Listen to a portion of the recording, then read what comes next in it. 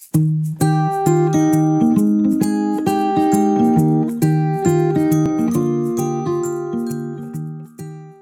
guys, this is Lydia, the lifestyle coach, and this is another installment from my old blog and how I am descending into an eating disorder.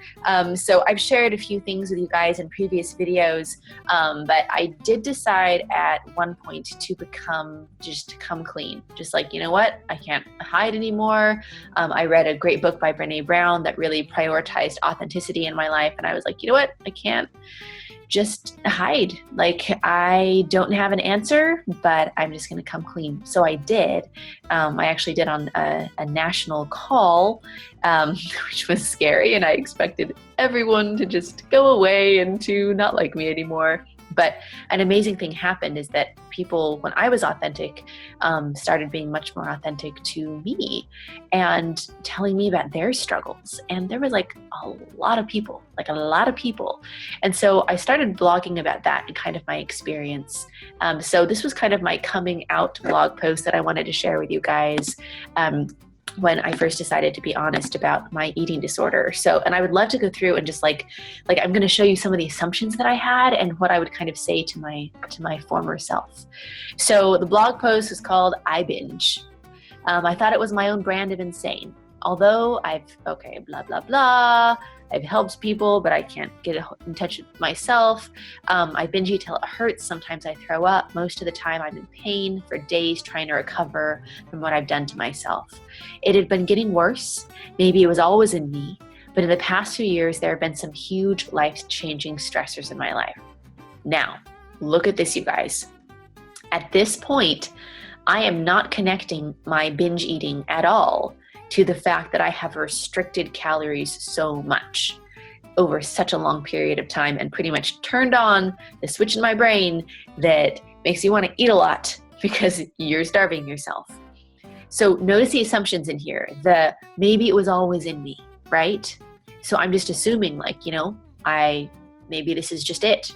Like maybe I am some sort of like food addict or some sort of craziness. And then look how I automatically linked it to, some huge life-changing stressors in my life.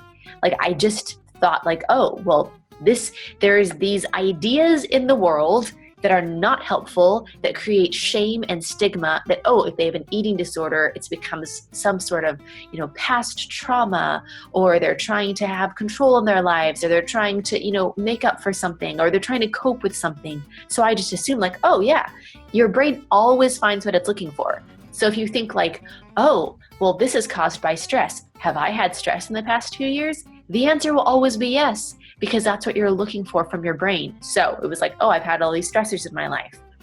So this past October, I revealed to a few friends about what I was struggling with, and one of them said, "Sounds like you're an addict." Like they had just kind of listened to how I had described this weird thing that I do where I'm obsessed with food all the time, and sometimes something changes in my brain and I just eat and eat and eat uncontrollably. And so going back to the blog post, it says, "And for the first time I felt hopeful because addicts get better. I know people who are no longer smokers or alcoholics. If I was an addict, there was hope for me. Maybe I wasn't incurably insane with my own brand of crazy." So this was actually an important first step for me to realize the thing that I do is maybe something that other people do and maybe something that other people can navigate. So calling myself an addict was kind of the first step to, the journey that took me to full recovery. Look at this. I'm blogging and I'm saying, because of all the healthy things that I've learned, I've been able to control my weight despite my compulsions. I know how to lose weight. I know how to store less fat even while binging. Look how terrified I am still of gaining any sort of weight. It is just such a terror for me. I'm not relating my weight loss or my extreme dieting at all to my eating disorder at this point. I'm just, how can I possibly manage this with still eating very little food? But I know more than I did then. So what I want more oh, I want more than to just stay above water, and I don't want to die an addict. This was a big changing point for me. And a lot of us will get to some sort of point where, you know what, maybe we're like managing our eating disorder. Change is hard. A lot of times giving up things is difficult. So this was the thing for me. Like I had this thought of, wow, am I going to die an addict? Am I going to like lay on my deathbed and still be thinking about food obsessively? And that was a big motivator for me. Like, I don't know how to get better, but I'm going to get better because I was not okay with that. So that's where I kind of like went public with my eating disorder. And then this is another blog post called Sober, because I thought that I was a food addict, so I started treating myself like an addict. So my first goal was to go for 90 days of being sober from binge eating. So I was past my day 30 and I was writing about it.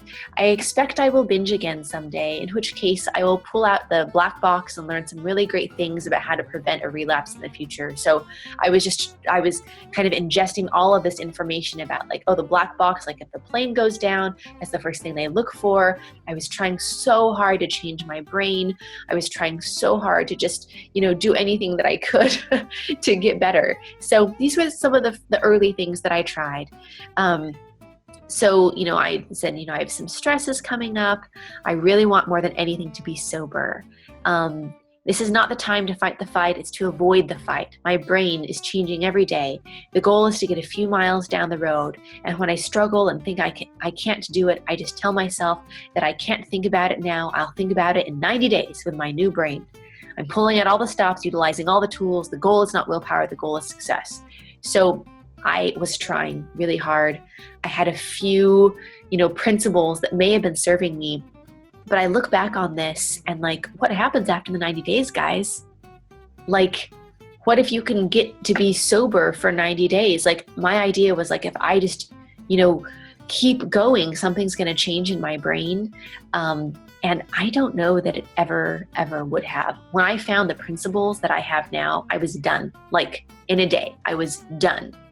I knew what I needed to do, and it was not treating it like an addiction. But this was a first step. So just a little bit about that journey of like, there's the point of like where the pain gets bad enough that you're going to do something about it. That was the point for me. And I just started trying things, and I tried so hard. I know many of you have seen the crying over salad video, where I just talk about, I'm just like sobbing over trying to change my brain by throwing away this salad. And anyway, you can go check it out if you want. But, these were kind of the first steps in looking around. And if you've been looking around and wanting to know how to end this craziness around food in your own life, there's so much support for you at lydialifestyle.com. There's a free ebook. There is this channel you can subscribe to. There's also a link to our amazing Facebook group. Our support group is so cool, and you can find that on the website as well. So hopefully that was just interesting for you guys, a little chapter in my descent into an eating disorder, and we'll talk soon. Lydia, the Lifestyle Coach. Mwah.